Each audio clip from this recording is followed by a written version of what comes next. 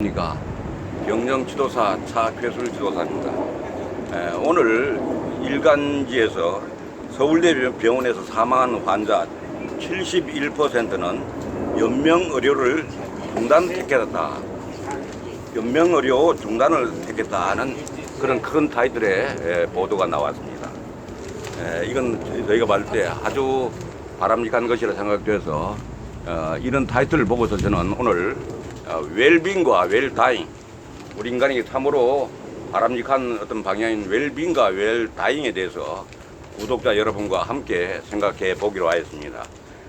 참고적으로 일간신문에 나와 있는 그 서울대병원서 사망한 환자 71% 연명의료 중단을 택했다 하는 이 기사에서 나온 기사를 보면은 최근 1년간 존엄사 선택한 809명 중에서 본인 서명은 1%에서 29%로 늘었고, 환자가 불필요한 고통을 줄여야 한다 하는 이런 생각을 가지고 있다고 합니다.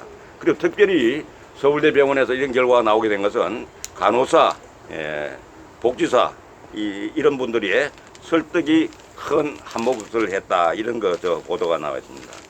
그래서 1년 사이에 이렇게 많은 변화를 가져오고, 특히 71%가 연명의료 중단을 택했다고 하는 것은 말하자면은 그 웰다잉을 택했다고 하는 것입니다.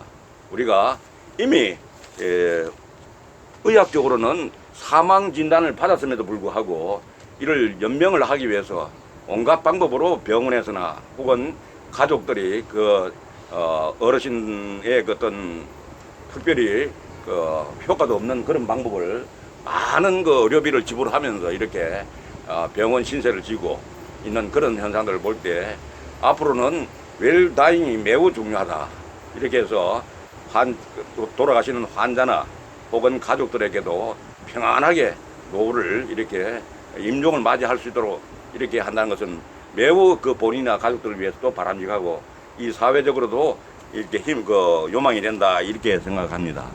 그럼 제가 생각했을 때는 웰다잉도 중요하지만 웰다잉을 잘 하기 위해서는 웰빙이 중요하다고 생각합니다. 웰빙이 있었던 사람은 웰다잉도 아주 자연스럽게 할 수 있는 그런 부분이 아닌가, 이래 생각돼서 오늘 특별히 웰빙에 대해서 우리가 한번 같이 생각하면서 우리가 웰다잉을 맞이할 수 있도록 했으면 좋겠다는 생각을 가지고 여러분과 함께 공유해 보도록 하겠습니다.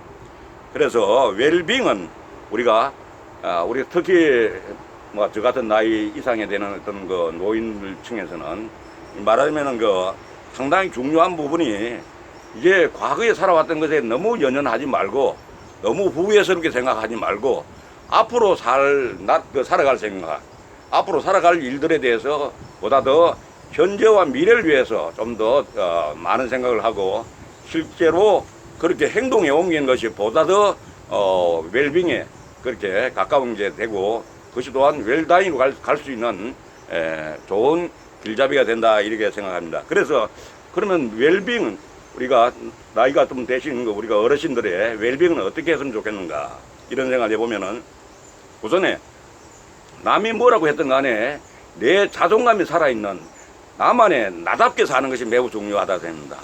나답게 살지 않고 남이 어떻게 하니까 따라 산다든지, 남이 흔히 말하면은 따라가지도 못할 그런 어떤 형편에 있으면서 자기를 오히려 반성은 아니고 오히려 자기를 욕되게 한다든지, 자기를 아주 스트레스 받는 그런 생각을 한다든지, 자식들에게 어떤 부담을 남긴다든지, 이런 것들은 아주 우리가 사는 그 모습이 바람직하지 못하다고 생각되는 거죠.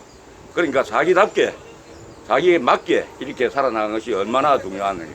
그래서 여기에서 가장 중요한 부분의 하나는 건강을 유지하는 것이다. 제가 이미 여러 자료에도 그런 걸 올렸습니다만은 자기 건강은 자기가 지키는 것이 매우 중요하다고 생각합니다. 건강하지 못한 사람은 그 생각이나 그 행동도 역시 건강하지 못한 이런 것들을 우리가 볼 수가 있는 것이죠. 그래서 오늘은 특별하게 여러분과 같이 오늘 인연이 되었으니까 내 스스로가 자존감을 찾고 내 스스로가 나답게 사는 그런 모습으로 우리가 살아나가야 되겠다 하는 이런 생각을 하게 됩니다. 그래서 이런 방법으로 이런 대안으로서 우리가 생각해 볼 수 있는 것은 먼저 본인의 그 삶의 선택에 있어서 자신이 한 선택에 대해서는 책임을 진다 하는 생각입니다. 그래서 남의 도움은 우리가 보조적으로 받지만은 결정적으로는 자기 자신은 자기가 책임지고 자기가 결정한다 하는 이런 생각을 가지고 살아가시면 어떻겠는가 하는 생각이 듭니다. 그리고 또한 나이가 아무리 되다 하더라도 돌아가실 때까지의 그 기간이 있으니까 그 동안에 삶의 어떤 목표랄까, 삶의 그 어떤 비전을 가지고 있는 것이 중요하다는 겁니다. 그 사이에 살아나가면서 우리가 자기의 삶의 목표를 구체적으로 가지고 있는 사람과 그렇지 않은 사람들은 확실히 삶의 어떤 그 자존감이라든지 삶의 질이 판이하게 다르다는 것을 알고 있습니다. 그래서 오늘 하루를 살지라도 나답게 살고 뚜렷한 어떤 목표의식을 가지고 살면은 훨씬 더 나이보다도 젊게 살 수 있지 않느냐 이런 생각을 해봅니다. 그리고 꾸준한 자기 개발, 그리고 우리가 중요한 것은 나이가 아무리 되더라도 호기심을 가지고 자기 개발을 해 나간다 그러면은 이건 역시 젊은이의 속성이다 이런 생각이 듭니다. 우리가 이 나이에 이렇게 이야기하면은 옛날에는 40대부터 이 나이에 그랬다고 하는데 지금은 60대도 이 나이에 그러면은 그건 아주 어떻게 보면 친구들로부터 혹은 주위 사람들로부터 따돌림을 받는 것 아니겠습니까? 그래서 이 나이에 하는 것은 80이 되든 90이 되든 그런 말들은 아예 내 말 속에서 없애야 되겠다 하는 거예요. 그런 말은 아예 버릇에서 없애야 되겠다 이런 생각을 하게 됩니다. 그래서 아무쪼록 항상 어떤 경우라도 자기 수준에 맞는 혹은 요새 보면은 각종 흔히 말하면은 전자 매체 이런 것들이 많이 발달해서 지금은 4차 산업혁명 시대라 그러지 않습니까? AI, 로봇이니 이런 말들도 많이 하는데, 그리고 지금 말하면은 스마트폰 이것만 하더라도 어떻습니까? 이게 우리가 가지고 있는 PC의 가장 첨단 기능들이 다 스마트폰 안에 여기 내장이 되어 있습니다. 그래서 여기 있는 주요한 앱들을 잘 사용하시면은 세계의 흐름들을 동시에 알 수 있고 세계의 흐름을 거울같이 볼 수 있고 우리가 일반 신문이나 잡지를 보는 것도 이 안에서 다 볼 수가 있는 것이죠. 그러니까 이제 보면 약간의 처음에 할 때는 까다롭고 어렵고 뭐 이런 부분이 있지만은 숙달이 되면은 이런 기기도 숙달이 되면은 우리가 충분히 잘 활용해서 자기 생활에 이용을 할 때에 문명의 이기를 우리가 활용할 수 있고, 이런 것들은 젊은 사람들만이 하는 것이 아니라 나이가 70이 되든 80이 되든 90이 되든 잘 사용하면은 자기의 어떤 생각이나 자기의 어떤 행동이나 자기의 어떤 그 결정이나 이런 거 한 데 있어 가지고 매우 도움을 받을 수 있다는 생각을 해봅니다. 그리고 앞에도 얘기했지만은 또 이런 걸 하기 위해서는 중요한 게 건강을 유지를 하는 게 중요하다. 건강을 특별히 많이 개선되지 않다 하더라도 우리가 70, 80 되고 그러면은 한 번 질병이 앓으면은 그게 빨리 회복이 안 됩니다. 왜 안 되냐면 면역력이 떨어져 있기 때문에 그런 거죠. 그래서 면역력을 유지하기 위해서는 항상 우리가 말하면 따뜻한 물을 마시고 일정한 시간에 매일매일 운동을 해 나가고, 우리가 이 산책을 여기까지 걸리고 공원에 보면은 아까도 나이 많은 부부가 산책을 하고 내려오시는 이런 분들은 뭐냐면은 그런 운동을 통해서 우리의 몸 속에 있는 면역력을 강화시키는 거죠. 우리가 면역력을 약으로만 해결한다고 하는 것은 매우 어리석은 방법입니다. 그래서 아침에 일어나면 따뜻한 물을 한 잔 마시고 이렇게 산책을 하고 이렇게 또 땀을 흘리고 이런 것들을 하루에 적어도 30분에서 1시간 정도 하면은 이게 우리 몸이 건강을 유지하는 좋은 방법이 될 수 있다는 것이죠.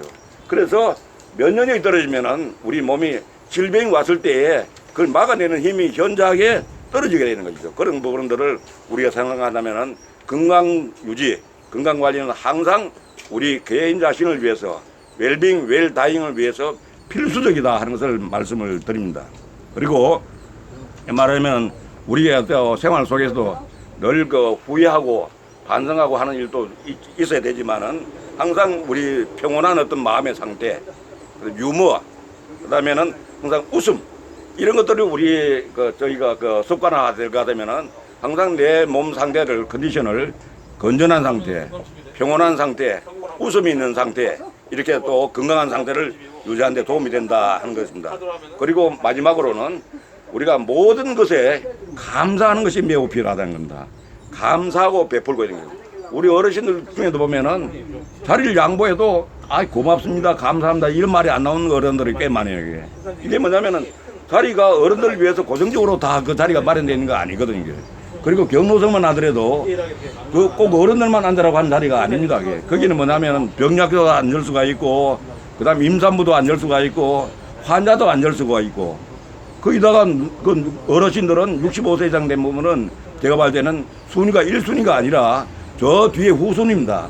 그런데도 그 자리 비켜주면은 당연히 내가 앉아야 될 것처럼 이렇게 앉는 이런 것들을 보면은 우리 생활 속에 감사하는 마음, 감사한 태도가 부족한 데서 오는 거 아닌가 이렇게 생각합니다. 그래서 우리가 아무리 연세가 많으시더라도 항상 감사하고 또 감사를 우리가 혜택을 받은 만큼 사회에 돌려주는 베푸는 이런 마음이 있으면은 참으로 좋은 그런 말하면 웰빙이 되지 않겠는가 이런 생각입니다.